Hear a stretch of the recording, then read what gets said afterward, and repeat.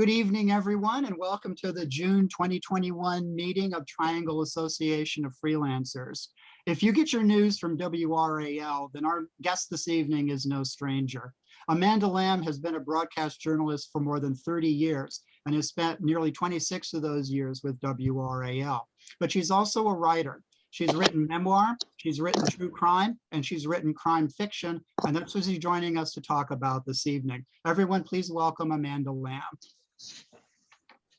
Amanda, it's great to have you this evening. Thank you so much for joining us. We really appreciate it. Happy to be here. I wish it was in person, but you know, these are challenging times still. So I appreciate you having me virtually. So my new book is called Lies That Bind. And I think, gosh, John, I can't remember how many years ago it was that that I visited with you guys. Yeah, you were one of our guests at one of our early conferences. Yeah, and I think it would have been a true crime. I would have been talking about my true crimes. So just to bring you up to date, I've written 3 true crimes. Those were all published by HarperCollins. And then excuse me, that wasn't HarperCollins. My memoirs were HarperCollins. It's confusing. But anyway, I wrote 3 true crime books. I wrote 4 memoirs. I did 2 children's books. And then I've just recently started fiction. So this is the second book in a series, same characters. You follow the characters with their backstories into this book from the first book, which is called Dead Last. They are ripped from the headlines in that a lot of the stories are things that have actually happened.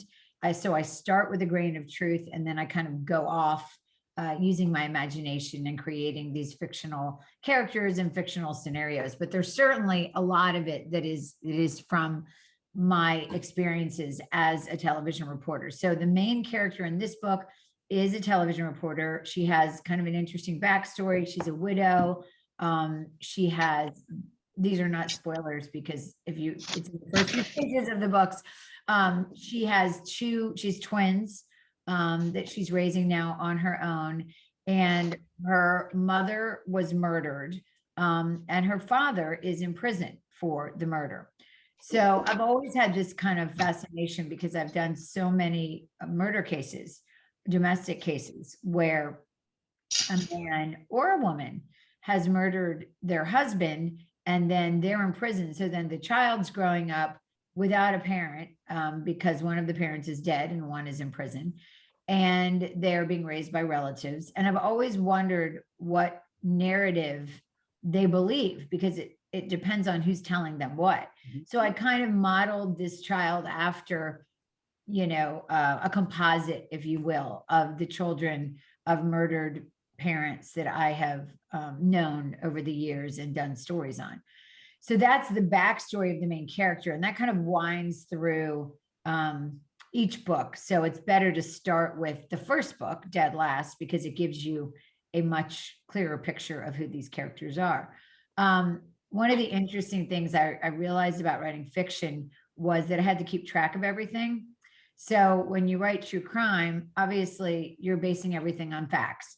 And so you can easily look up, you know, what somebody looks like. You can pull a picture of them up. You can Google them. When you're doing a fiction story, obviously you are creating their look, you are creating their backstory. And so I have now this humongous glossary of all my characters, whether I intend to have them reappear or not, just because even if I were to refer to them, I want to make sure I'm referring to them accurately. I also have a pretty detailed outline that I start with, and then I deviate. I just finished the 3rd book in this series and delivered it last week to my to my publisher. And that's called No Wake Zone. And it is another standalone, but it is all based on a lot of the characters. Their stories are continuing, their journeys are continuing. So while I reiterate things so that if somebody were to pick it up and not have read the first 2, my goal is obviously to have people read the series from the beginning. And you know, it is interesting because it really does require you in a series to really develop some pretty thorough background on the people that you're writing about. And by the third book, I feel like I know them now, that they're actual characters. People, of course, are like, oh, well, it must be you because it's a TV reporter. And surely there are parts of me in it. But my mom's nickname was Maddie. She actually passed away in 2012 of a brain tumor. And I wrote a book about my mother called The Living Room. So I wrote a book about caregiving. And so the main character's name is Maddie. So there is certainly a whole lot of characteristics of my mother in this character as well. And everybody asked me, oh, well, there's a cop, that she deals with a lot. Well, is he real? Well, yes and no. I mean, I have somebody in mind physically, but then some of the personality traits I've borrowed from other people. I think that we all write what we know. And I've been in TV for 32 years.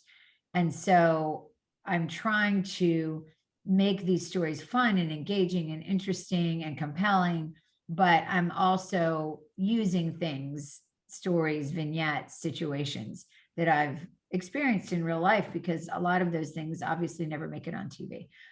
So it's kind of a combination of a behind the scenes TV news story, a murder mystery, and believe it or not, there's actually quite a bit of humor in it, because I like humor and I think it should be part of everything that you write if you want to engage people, because it's part of life, even in a murder mystery. So the character was on the crime beat before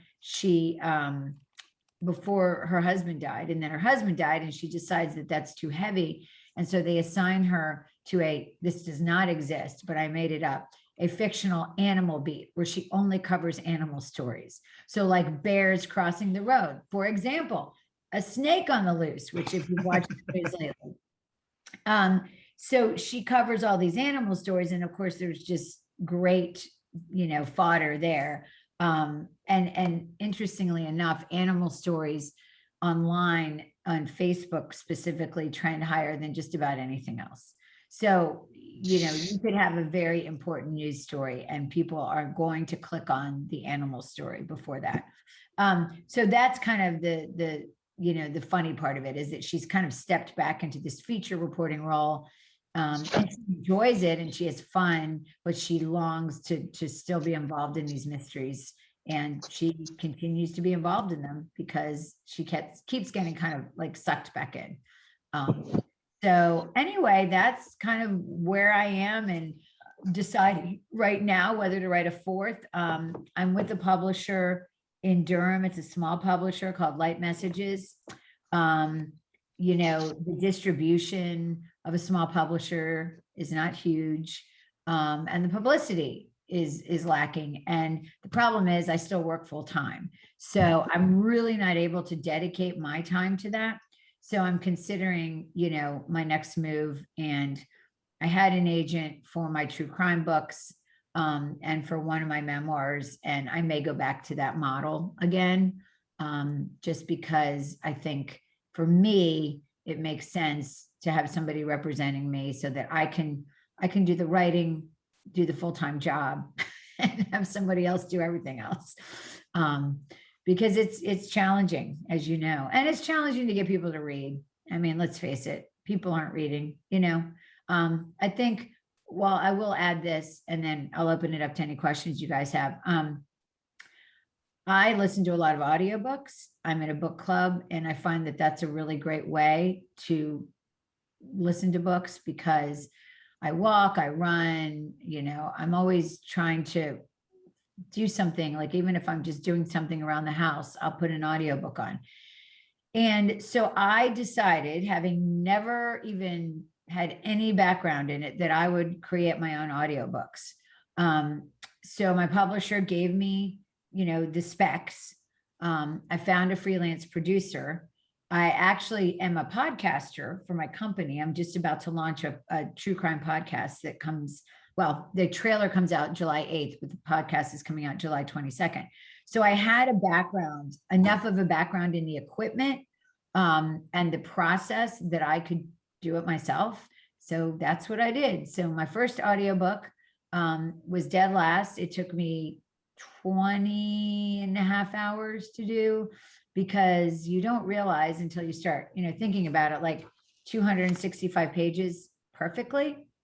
And then you have to decide if you're going to commit to the voices. Are you going to change the voices? Are you going to have accents? How heavy are they going to be? I decided to kind of go moderately into the voices so that you would have a differentiation, but it's not over the top. But it was a lot of work. So I am now 200 pages into voicing this. I've got actually 225 as of last night. I've got 40 more to go. And then the painful part is I have to listen to it all over again after my engineer puts it together. And every place that I think is not perfect, I have to revoice. So that's a lot of fun, if you can imagine that, because it's like you think, well, I kind of didn't hold on to that word really well. Should I just let it go? Or, in dialogue, I'm more forgiving, because my feeling is in dialogue, you have the option to mess up. People don't speak perfectly all the time. That's real. But in the narrative, you have to be perfect. So yeah, so that's kind of a new frontier for me. And I think people really like it when authors read their own books. How So will the I know, audiobooks be available? yes. So Dead Last is already available. The audio is already available. And I've had people that have listened to it and really enjoyed it. Again, because I think they like hearing the author read it. So it's all on Amazon. So, and then this one, I'm guessing about 3 months. They don't like to release them at the same time, because back to my point about reading, people would always choose, if they could choose, they would always choose the audiobook most of the time. So that's kind of the deal, that you don't, if you put them out at the same time, not that many people are going to buy the book. Interesting. So, That's really yeah. Well, interesting. that's the publisher's theory. That's not confirmed by any data that I have, but that's what they believe. So they like, and then as an author, it gives you this opportunity to publicize it, again, to come out and say, hey, I've got this new offering.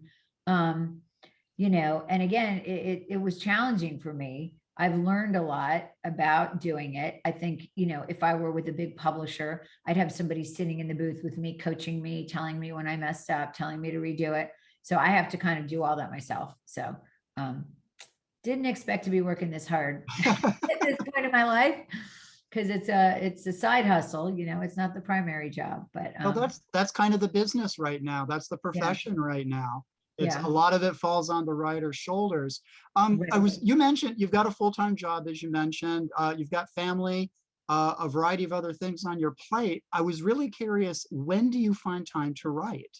Yeah, That's I an have issue that a no, lot of writers struggle with. yeah, I have no idea. I mean, honestly, I filled these little holes of time. So, if my husband and I are driving a long way somewhere, I will have my laptop desk and my laptop in the car, and I will write in the car.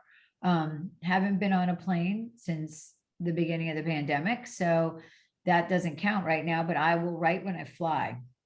I will write anytime I have downtime. And then the other time I write is on deadline. So if I have to write, I will write, because I know I will not meet my obligations. But I wrote a lot during the pandemic, because I finished this book and wrote the entire other book. So basically I had maybe a third of this done. So I basically wrote 2 novels during the pandemic. So I don't anticipate that time. I'm actually, because I've been doing 1 a year, and I just don't think that's realistic, going forward, Right. as long as I've got a day job. So I might take a little bit more time. I want to talk about inspiration for a moment, though. The true crime is what it is. I've worked on a couple of true crime books myself with a colleague named Cliff Leindecker, so I know what goes into those kinds of projects. But I was curious about the inspiration for your fiction. What might inspire a Maddie Arnett novel? Is it an incident? Is it where, in other words, and I know writers hate this question, but where do these ideas come from for you? Well, yeah, I mean, like I said, the backstory of the main character comes from many stories that I've done about murder victims.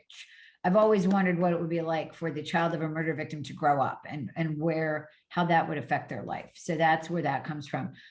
You know, each one is different. The first one involves a woman who has a medical emergency during a marathon, and I'm a runner, and I actually ran the Raleigh road race.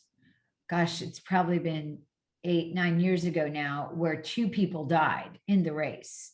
And I saw them on the ground being attended to medically. So that was the beginning of that story. Was came from that race. And then, you know, it just goes out from there. I think for me, the important thing is I need to know the beginning and the end. And once I know the beginning and the end, then the hard work, the heavy lifting becomes what happens in the middle and what's the arc. Not to give too many spoilers, but in the book that I just finished, I had, again, a grain of truth. It was a story that I had read about, I had not covered. It was about a boating accident where somebody had fallen off a boat and drowned, and that nobody did anything to try to save the person. And then I take it off in a completely different tangent from that real story. But I wrote myself into kind of a quandary about halfway through. I wanted to change something, and it got really complicated. And then I was like, oh my God, what have I done? I have to figure this out. Lies That Bind, actually, the story here comes from something that really happened in my family in the 70s. And it's about a woman that they suspect has committed suicide. And then there's gossip or rumors or thoughts that maybe she was killed. And so that actually is something that happens, not in my immediate family, but like a more distant relative in the 70s. So again, just a story that intrigued me, and I just ran with it. But then throughout the books, lots of stories come from things that have happened to me that I've covered for TV. Funny incidents, you know, behind the scenes stuff. And really, to me, again, that challenging part is that middle part. Like, how do you create this arc?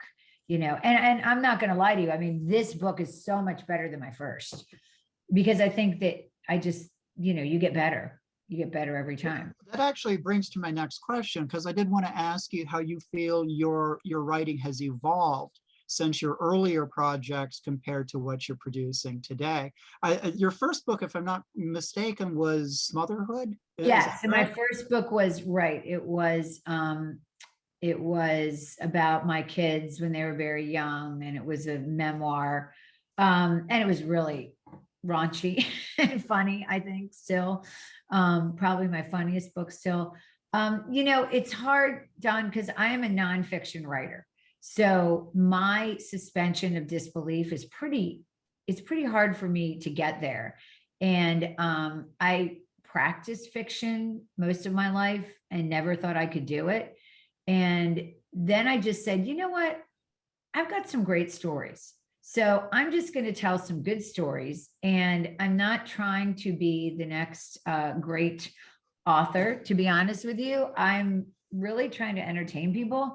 And so I hope that my books are something that you might read on the beach or read on an airplane. You know, again, they're not literary masterpieces. They're stories, you know, they're good stories, I hope. And I also think that if you like characters and you are following a series and you get invested in a character, you're more likely to continue to read it. So yeah, so that's where I am. I mean, certainly you get better at something the more you do it. I will honestly say, if somebody said to me, what do you think you're the best at when it comes to writing? Fiction would definitely not even come close to the top of the list. I would say my blog writing is probably my best writing. That my best writing is short, you know, succinct, slice of life, insight kind of writing. insightful. But, you know, I've enjoyed the fiction, and, you know, why not? Well, you've been in broadcast journalism for more than 30 years, you noted, and you write your own segments, you write your own Yeah. reports. Um, does that help? Does that skill and the number of years you've been involved with that kind of writing help or hinder when you sit down to start writing a true crime book or a work of fiction? Well, I mean, I think it's just like anything else, whether you're a runner or tennis player or, you know, a pianist, everything that when you continue to do something, you will continue to get better at it, right? So I produce about 8 minutes of television a day. I write everything. I write everything the anchor says. I write everything I say. I write the entire story, what we call the package or the insert. I'm usually on at noon, 4, 5, 7, and then I have another piece, a shorter version that airs at 10 and 11. So that kind of really quick turnaround, taking a piece of information, boiling it down, trying to figure out what's going to grab people's attention. It's a great skill in terms of just writing in general, because I'm very fast, I'm very efficient. I mean, I can write a letter like nobody's business. If somebody says, I need help with this letter, I'm like, okay, give it to me.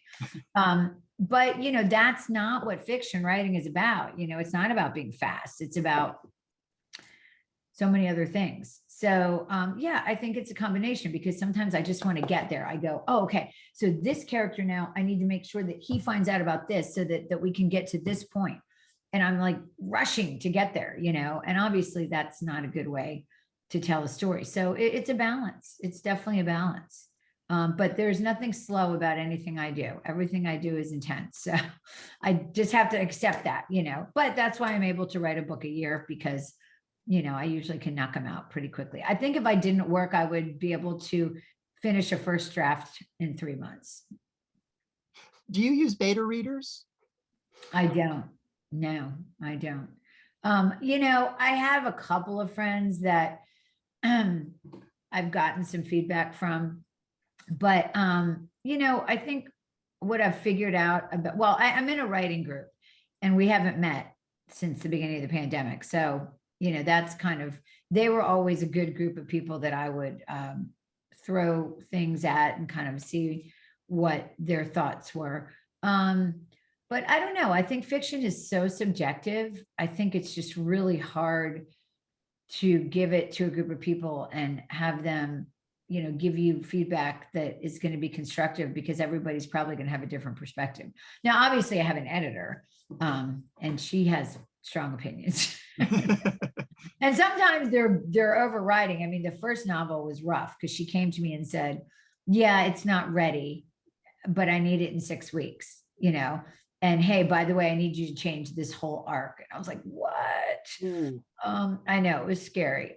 This one was better. Her feedback was better. And it was actually, it was good feedback. She said, and I know I did this in the first one, but in this one, she said, okay, you were better at weaving the mystery, but I still knew who it was. So I need you to really cast aspersions on more people and, you know, throw some more red herrings in there. And that really made the book better. Because I don't ever read it again until I'm doing the audiobook. You know, once it's in print, I don't look at it. And so now that I'm doing the audiobook, I'm really seeing how it comes together. And I'm realizing that that note was a really good note. And it made it a lot better, you know. You write fiction, you've written nonfiction. Of the two, do you have a preference? Do you find one easier to do than the other? You know, I mean, it just depends on what kind of nonfiction I'm writing. For me, nonfiction, I have to be really passionate about the topic. I've had a lot of people come to me to ask me to write their stories, and I'm just not interested, unless it's a story that I'm like, wow, this is something I really want to tell. Just because I know how much time it takes. I mean, to write a really good true crime book, you know, you've got to research everything, and it can take several years, you know. And like I said, my nature is to do things quickly. So the freedom that fiction gives me is just doing it on my own time with my own, you know, tools and resources. And because I've been a crime reporter for so long, I don't have to go interview cops or lawyers or judges or talk to crime victims. I mean, I've done all this. So these are, I know I have the background to be able to tell the stories realistically. But yeah, it's hard to say. I mean, I don't think I'd ever go back to true crime. My agent is constantly trying to get me, oh, would you want to write this? Would you want to write this? And I'm like, I just, I don't know. I feel like it's an extension of what I do in TV, and there's nothing wrong with it. It's just not that creative, It's not as creative as writing a murder mystery. Sure. You've got a good number of books under your belt at this point, in a wide variety of types and genres. What advice would you offer writers who are new to the profession, both for fiction and for nonfiction, based on your experience, things that you've learned from the beginning to where you are today? What would you like to share? I mean, I would just say that you should write what you want to write. Writing can be a lonely, isolating profession. It doesn't garner a lot of money in most cases. And so you should be writing what fulfills you. And sure, if you have a job, a freelance job, and you're writing for money, well, sometimes you have to do that. But, at the end of the day, if you're writing a novel or you're writing a book, I think it should be something that you care about, that you're passionate about, that you feel connected to. There's so many options for self-publishing today that I think that that's a great route for people that are still trying to get some traction. I have self-published a couple of my books. I self-published 2 of my memoirs, the one about my mom, The Living Room, which is about caregiving, and another one about my kids called Girls Gone Child. The flip side is if you get a traditional publisher, your agent is taking money, the publisher's taking money, but they're also distributing the book widely and publicizing it in a way that, it's hard to do as an individual, especially if you're working. So, again, I had an agent for years for most of my books, and then I kind of moved away from that for the fiction. And now I'm considering going back to an agent for my next novel. And of course, because these are with the publisher already, I'll have to move away from this series to do that, because they would have to get if I got a new publisher, they'd have to get the publishing rights for all of these in order for me to write a 4th book. So that's kind of a bummer. But I'm just trying to figure out that landscape right now and see what. Would you not be able to take Maddie Arnett to another publisher? I couldn't take the first 3 books. I could take the 4th book, right? But the problem would be they wouldn't own the first 3, and would people be able to connect with the character in book 4 without having the background? So I don't know. I have to figure that out. One of my favorite questions when we talk to writers, either in our meetings or through our TAF talks, is about their literary inspirations. And I'd like to pose the same question to you. Growing up, which writers really influenced you? And on the topic of both true crime and fiction, which writers inspire you? I mean, I'm not going to lie. I have read all of the, what you would call, the dime store paperback writers, like the Patricia Cornwell and the James Patterson and all of those. As I've gotten older, I've gotten more interested in what I would call women's fiction. I mean, I'd have to look at my phone to tell you, but a lot of really great, interesting stories about women. So really not mysteries, not true crimes. I mean, occasional thrillers here and there. But, I was really, to be quite honest, I was really influenced a lot by humor. So David Sedaris is one of my favorite writers of all time. And I've been to see him several times, his talks and his shows, and I've read all of his books and I've listened to all of his books. And so when I did my memoirs, they would say Irma, the way they promoted them, they say Irma Bombeck meets David Sedaris. I'm really interested in British thrillers. I feel like some of those authors, and I'm just going to look right now on my account, because there's some that are just awesome. And I, for some reason, I just feel like they weave a story in a way that American authors, that is less obvious, if that makes sense. And I really, really like that. What happens is a lot of times I get connected to an author and then I want to read everything they've written. I mean, for example, some strong female authors, Ann Patchett is one of my favorite ones. Because she just, everything she writes is fantastic. I'm trying to see if I can find one that I've, Sarah Peckingham, is a mystery writer that I've read a lot of her stuff. And, I think reading is so important to being able to write. I mean, I think that, if you don't read, you don't know what else is out there. And you need that, you need to be informed by that. And I also, when I watch things, like I do watch a lot of true crime documentaries, for example. And so that gives me ideas as well. And my books are not graphic. I, specifically decided not to go there. They don't have a lot of cursing.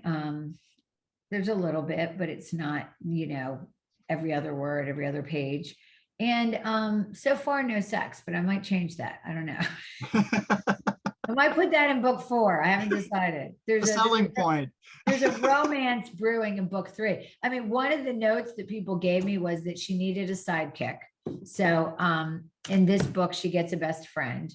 And then what they also said, she needs a romantic interest. And so I then, in this book, she has a potential, just starting to talk to somebody. And then in book 3, it blossoms. So, I'm just trying to make it fun. It really sounds awesome. It sounds like a wonderful series. That's a lot of fun to read. What do you say we take a few audience questions? I think some people have their hands up. Liz? Well,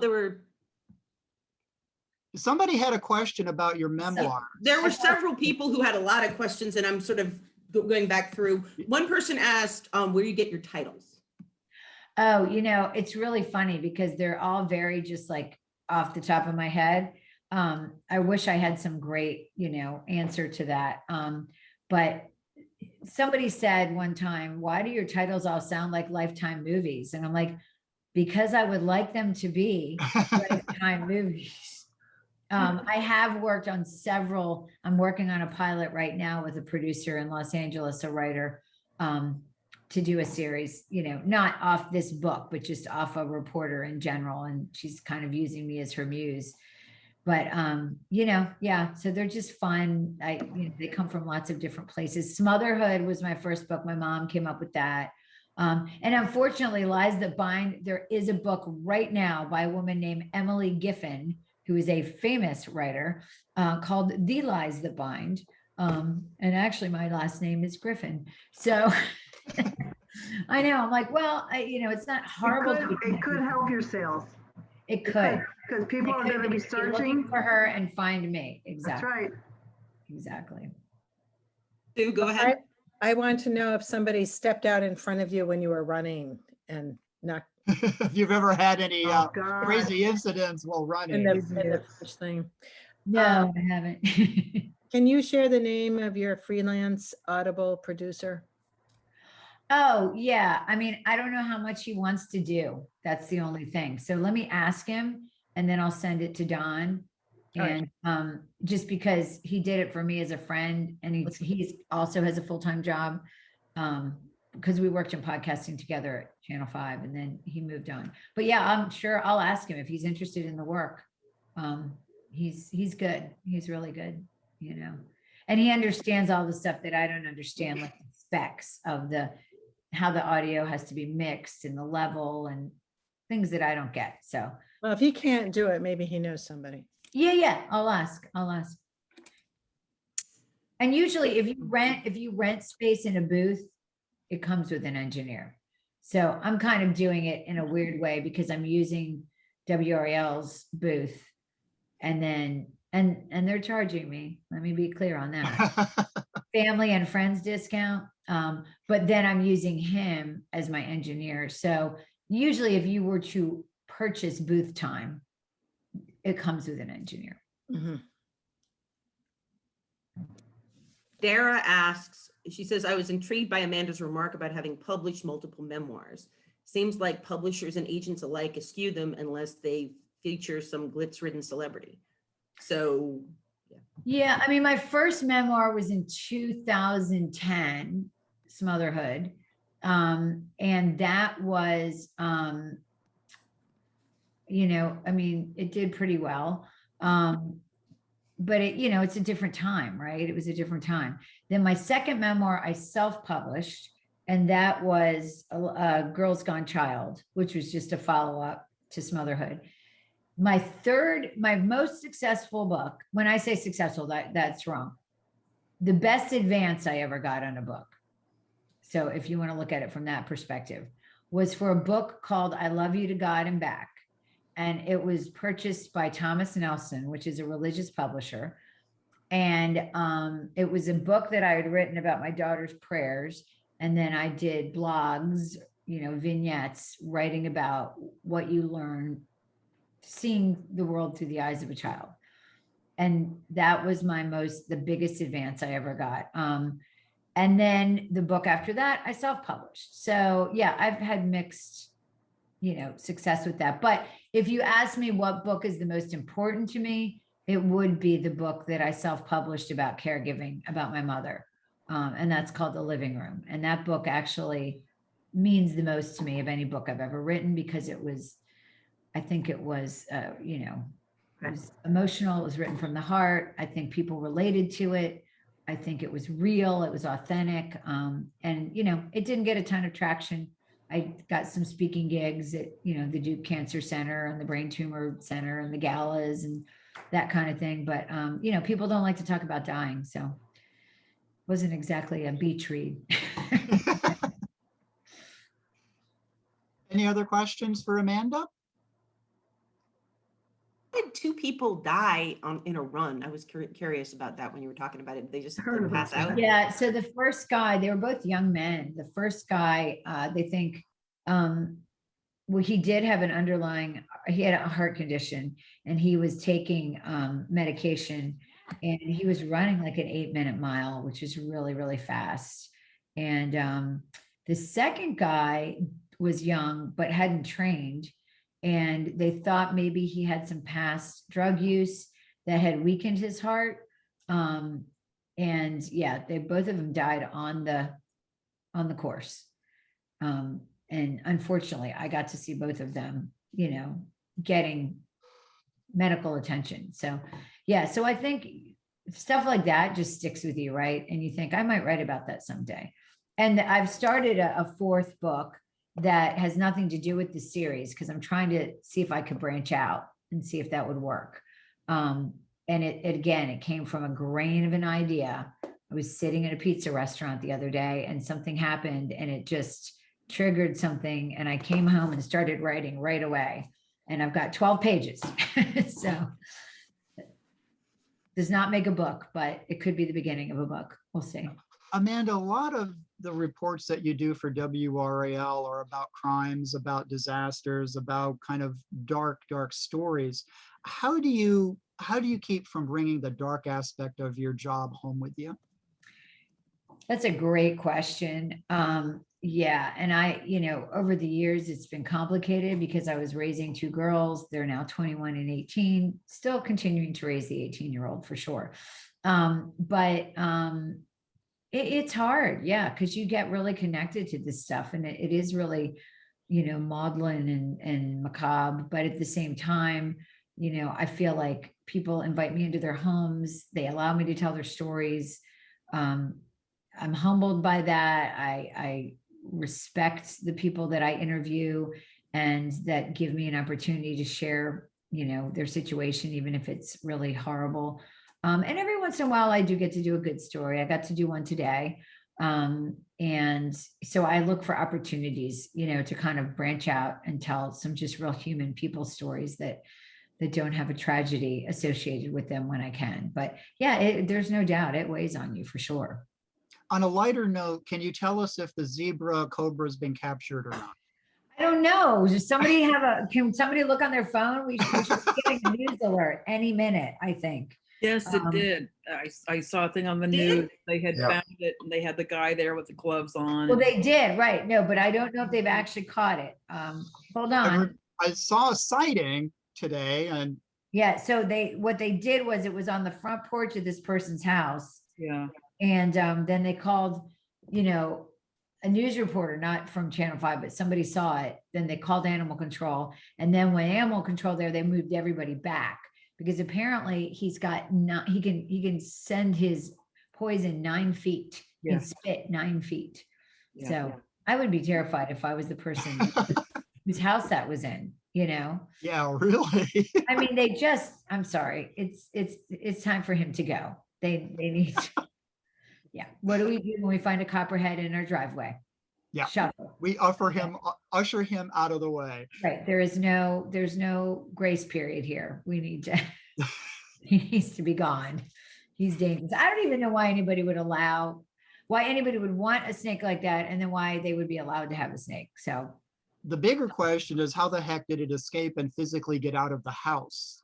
That's Yeah. the question I want to. yeah, just a lot of bad circumstances there that, I mean, I don't think they had a reporter out there last night doing the story and he had a flashlight. I think that he was using the light on his phone, searching the ground to make sure it wasn't near him. And I'm like, oh, I will knock on a murderer's door any day before you get me near a poisonous snake. No. Any other Drew questions? and Liz? Drew and Allison both have questions. Drew, can you ask yours? Sure. Amanda, I have a client that I'm helping to write a book and we're going to publish it. And it's about her losing her son, who was 29 years old, to brain cancer. And as you know, there's not a lot of research done there. It's one of the things that we really ignore in the culture. I'm wondering if you have any suggestions of places that she could contact to help her with the marketing of that book. Was it glioblastoma? Yes. Okay, so that's what my mom had too. I had a hard time when I was trying to market my book. My agent wouldn't do it. She said that it was too depressing. Even though a big part of the book was what I had learned from my mother while she was dying and the lessons that I learned and how that influenced my life. I don't know where was her son treated? It's not my son. It was Her son. her son. He was treated at Duke. Okay, because I mean, I did do some stuff early on with Duke. I was their keynote speaker at their at the Cancer Center dinner and then also the Brain Tumor Center dinner. So I offered myself up, as a person that could talk about this stuff as an author and then just, as a public speaker and as a daughter.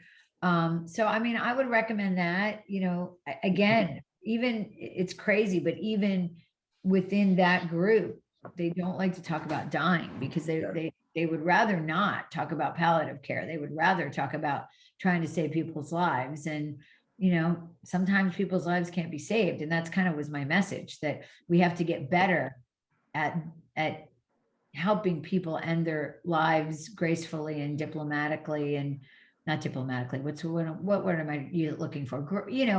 To leave the world with some dignity and grace and not be in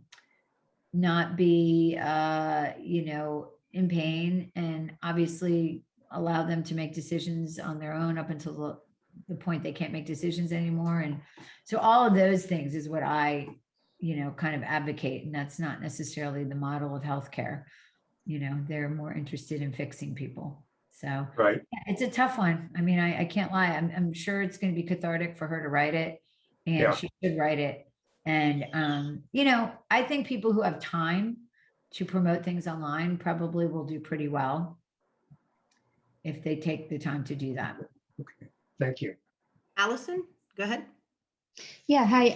Do you approach marketing differently for nonfiction and fiction, or do you use the same approach, but maybe using different platforms? And using- You know, the main thing I have to be really careful about is that I'm a television reporter. And so I'm a journalist. And so if I'm promoting a true crime book of a case that I've covered for WRAL, I have to be really mindful of how that may come across. And so I think it's harder to promote the true crimes, for example. The memoirs are easy because it's just my life that I own. I would argue that I also own my life as a reporter. I don't know that WRAL would argue that, but the reality is that, you know, when I'm promoting fiction, I'm just promoting a story that I wrote. It's, you know, it's fake, it's imagination. And so that is a little bit easier in terms of the content. I try to do a lot of videos. I think that's what people want to see. They want to see videos. And so the more videos you can do talking about your process, your story, your characters, I think that brings people to the book. And of course, I mean, I'm not going to lie, a platform, having a platform makes all the difference. And so I have a platform from WRAL that allows me to use that platform to try to sell my books. If you don't have something like that, you know, try to figure out how to start something, whether it's a Facebook page, you know, a website. I mean, I had a friend that she was writing memoirs about her 3 boys. And so she started, this was years ago, but she started a website, you know, called Mothers of Boys, and she got people to sign up, and then she started promoting her work, and she got a dialogue going. So it's, you know, social media is great. It's free advertising. But you also people have to find you. So you got to figure out a way to stand out, you know, to be found. Dara, go ahead. You've partly answered my question already because it had to do with memoirs. A lot of people have said to me over and over, Dara, you ought to write a book. Dara, you ought to write a book, because I've done any number of unusual things. I was a radio news reporter 48 years ago when there weren't very many women in the market. And my very first assignment was to meet Spiro Agnew at the airport. This was just within a week or so of Watergate having hit the national news. So, I mean, you know, just the weird, it's like the Forrest Gump thing, you know, I'm nobody great, but I've been in weird places at the right time. But it just seems like unless you have, as you do, a platform, or unless you are doing ghostwriting a memoir for some glitz-ridden celebrity, nobody wants to publish them. Nobody wants to represent them. So I'm thinking that if I'm going to do a memoir, I will have to market it as fiction. Yeah, I mean, and I don't know how to answer that. I can tell you that there are hybrid publishers, which I know a lot of my friends have used. So basically you're paying a little bit to get the book published, but then you get that returned when you sell the book. And, you know, I mean, I have a platform, but I'm not a Kardashian. So, you know, it's not like having a local news TV reporter platform really does that much. I mean, being a Kardashian is what you need to sell a lot of books. So anything well, that'll never happen. Right. Well, so what I'm saying is, I'm being honest with you and saying that being anything less than a Kardashian is really almost the same as not having a platform, because it's just not that big. There are tons of people that follow me that never read my books, right? You know, and so, and I can't make them read my books. And if they're not readers, they probably never will read my books because it's just not their thing. Right. So, yeah, so I think you should always just decide if you want to write something, you just do it. And then you try to figure out, you know, how to get it out there. And again, you can self-publish, you can online publish. I think one of the things that's becoming popular now is if you do an ebook, you know, not putting it all out there at one time, but doing like a chapter a week, you know, to get people interested. So there's lots of different ways to make it happen. I mean, you know, people always say, I talk to a lot of people who say, oh, I have a book in me. I have a book in me. I have a book in me. And I'm like, that's awesome. Just write it. Because at the end of the day, you know, the book in the drawer, the book that you never finished or that you never started, I mean, you can't get to second base if you haven't taken your foot off first, right? So, you know, that's the first step. And I really believe that publishing is 50% talent and 50% tenacity. I just think it is. I think that it's, you know, it's about being disciplined. It's about finishing a project. It's about editing a project and making it the best that you can make it. And then it's about, okay, what do I do now? How do I get that out there? So I encourage you. I think you should write it. If you've got that in you, you should write it. And at the end of the day, don't think about who am I writing it for? Is it going to get published? Am I going to get an agent? Is it going to just write it? And then once you write it, figure out, okay, now how do I get it out there?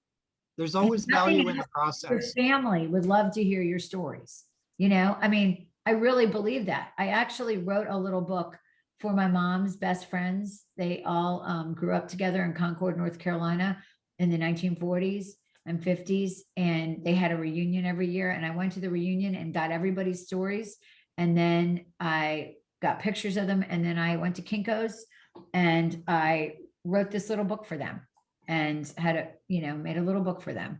And they loved it, you know, because they just wanted to have that, to know each other's stories. So I really would encourage you to write it, because it sounds really fascinating. I would read it. Well, thanks. That's worth something right there. Yeah. Go ahead, Sue. Yeah, I had 2 points. Back to the brain cancer. I had a friend on my street, and he was given 4 months to live, and he lived 10 years before he passed. And he always contributed to the power of prayer. And he got Japanese film studio, you know, people filming him, and he wasn't looking for publicity, but people heard about it. And he had a great sense of humor, and he always said, and I said, yes, power of prayer and Duke medicine, you know, I mean, they help. But the point I'm making is he had this phenomenal story, you know, and there was something about the way he presented the power, how it made him feel. So I guess that's what I'm kind of saying, that he wasn't looking for attention, but he got it because of his story. And I just wanted to absolutely make sure that Amanda knew about BoucherCon, which is going to be this August. It's a mystery convention, but there's a lot of librarians and readers. And unfortunately, and fortunately, it's going to be in New Orleans, but it's going to be in August. It's going to be in August. Yeah, you know what? My youngest daughter is going to college in August. So that's a big month for us. But yeah, I mean, I'd love to get involved in more of this stuff. You know, it's time, because when I go to work, I'm at work for 10, 12 hours. So there's not a lot of time to do the other stuff. So eventually I'm trying to figure that out. Well, Amanda, we really appreciate you joining us this evening and sharing your insights and information. Congratulations on all the success you've had with all of your books so far. Well, thank you so much. And thank you guys for your great questions. I enjoyed chatting with you. And I will talk to that producer for audiobooks and send that information if he's good with it. And please share your future projects with us. Be happy to share that with Okay. our membership as well. Okay, great. Thank you, guys. You have a great evening, Amanda. You too. Bye-bye. Take care.